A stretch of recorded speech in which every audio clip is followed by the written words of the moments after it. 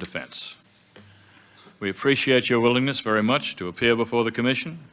Your prepared statements will be entered into the record in full, so if you could proceed with your testimony. Thank you, Mr. Chairman, and I thank the Commission for inviting me today to testify.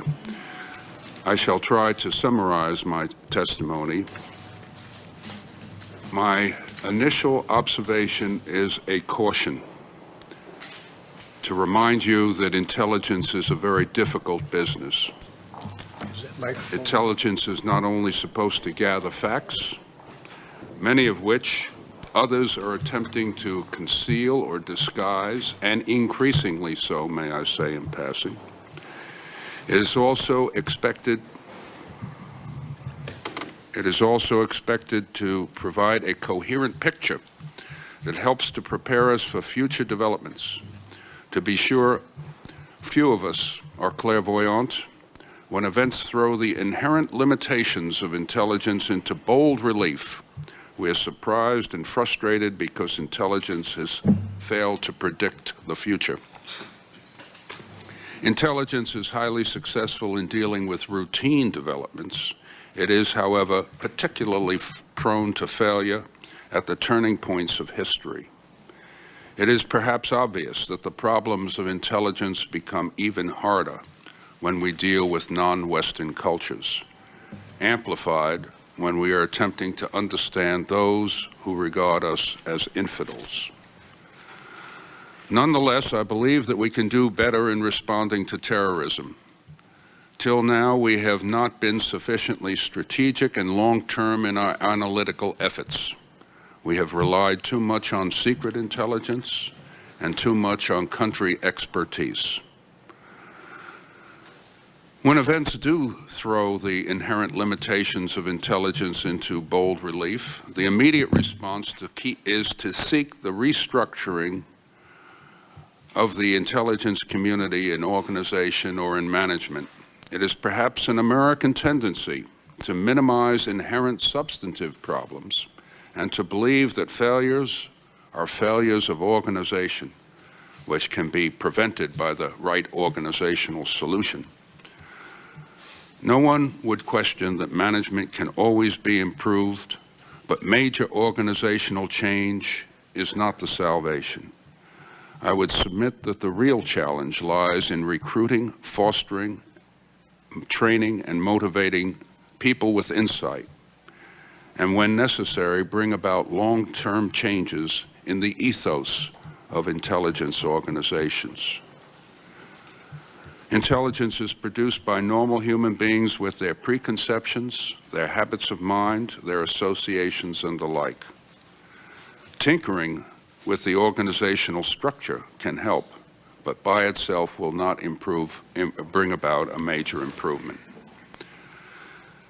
Now, ideas regarding organizational reform have a long history. Over the years, there have been dozens of studies. I myself produced a study in 1971 at the behest of President Nixon, at a time that it was felt that the benefits of intelligence were not commensurate with the costs. And the central problem of intelligence was the quality of analysis. I recommended against the creation of a Director of National Intelligence because it would only dilute the role of the DCI without corresponding advantage. Instead, I urged that the DCI be given greater authority over the entire intelligence community, provide budgetary guidance and an overall plan, much of which President Nixon subsequently ordered. In 1982, I argued against proposed legislation that would have created an intelligence charter intended to rein in the intelligence community. That legislation would have established, in effect, a Department of Intelligence that would have combined intelligence assets scattered across the government. The point that I made then was that intelligence had to be oriented toward the consumers of intelligence, that agency heads and others needed to know and to trust the people that were providing intelligence, and that if intelligence was centralized in the prescribed manner, inevitably and surreptitiously, intelligence activities would be recreated in departments, agencies, and the several commands. Indeed, the widespread tendency to deplore duplication and to embrace the efficiency of centralization lasted only until one could see the consequences. Still, the urge to combine intelligence activities under central command and control continues to reappear. I urge this Commission to reflect on the long history involved and to refrain from recommending major surgery unless substantial improvement is to be obtained. It takes a while to settle down after surgery, and the disruptions that are inevitable are likely to distract us from the main goal, the improvement of the intelligence product. With regard to performance, one must seek to achieve two somewhat contradictory things. On the one hand, one must seek to engage the policymakers in the intelligence process so that they do more than read, if they do, the intelligent product or listen to the briefings. It is essential for good intelligence to understand the concerns of the policymakers so that both collection and analysis can focus on those concerns. At the same time, one must seek to avoid mixing intelligence and policy, even though in a complicated world that cannot be avoided entirely. Regrettably, that essential line frequently is crossed from either side. In this connection, one must understand the distinct role of the policymaker. Once he has decided, he must explain, that is, sell that policy to the public, the press, and the Congress. Intelligence unavoidably deals with shades of gray, not with black and white. But leaders cannot dwell on the uncertainties, the fuzzy evidence, the equivocations of intelligence. Leaders have to decide. When decisions are made, they are regularly hyped in the quest for public support. One can cite notable examples from the Roosevelt administration, from the Reagan administration, from the Clinton administration, if not in more recent years. All administrations will engage in the practice. In a democracy, administrations are obliged to seek public support. At the other end of this dichotomy, analysts cannot be Vestal virgins operating in an academic environment. If they want their product to be taken seriously by the policymakers, they must be prepared for some interaction. If the subject is relevant and the product is interesting, there should be questioning. Nonetheless, analysts all too frequently act like a bunch of college professors. How dare they challenge me? The analytic fraternity varies between two moods. In one mood, it is said that the policymakers pay no attention to what I write. There must be more interaction. In that second mood, the policymakers are interacting, and one hears the cries, "I am being pressured," or even attacked. In politics, those cries will attract attention. But one must bear in mind that the questioning is desirable. Nonetheless, it will regularly be described as pressure.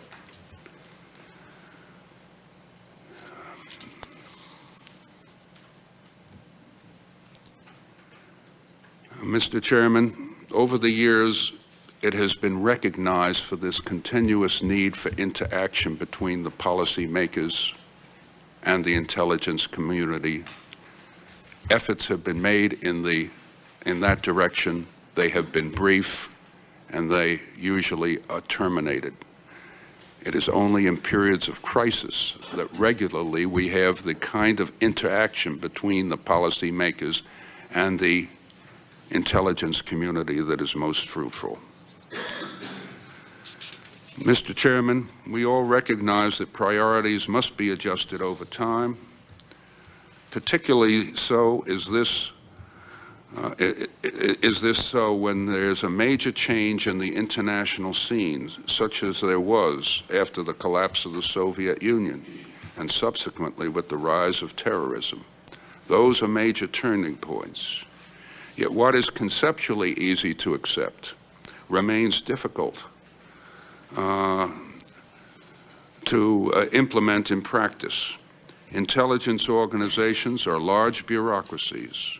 Particularly, they do not adapt immediately. Particularly, this is the case when there is little budget leeway and resources must be wrested away from others in the organization. In the late 1990s, for example, intellectually it was recognized that we were at war with the terrorists. Nonetheless, resources did not stream into counterterrorism to the degree that one might expect for a nation at war. The reason, of course, those resources had to be pried loose from other entities in the intelligence establishment, which stood ready to resist such loss of resources. After 9/11, we readily, if belatedly, recognized that more resources should have moved in accordance with the indicated change in priorities. That was easy to recognize in retrospect, though even now we are not creating the strategic framework for a long-term war. We must recognize that large bureaucracies do tend to become inbred and that inevitably there is resistance to new ideas, particularly those that come in from the outside. Though we cannot simply acquiesce in such behavior, we must recognize the difficulty of adaptation in large organizations. That is why we need to protect and to foster competition in analysis. Thank you, Mr. Chairman.